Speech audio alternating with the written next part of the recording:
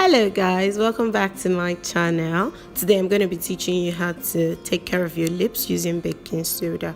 All you need is 1 teaspoon of baking soda and a sufficient amount of water. Now I'm using my teaspoon to measure my water so that the water is not too much, so that I can still get my fine paste. So what you do is just mix it until you get a thick paste.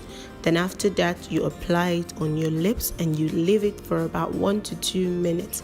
Now you don't leave it too long, if not your lips is going to dry out. So you take your toothbrush, an old toothbrush that you're normally using, and you just use it to brush gently on your lips, preferably using a soft mouth brush, and you just brush it throughout your lips. Brush the top, brush the bottom until all the baking soda is gone.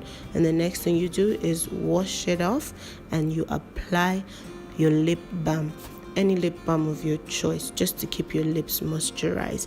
Now baking soda does not moisturize your lips. All it does is remove dead skin and cleanses your lips, and also helps to brighten your lips. Thank you for watching.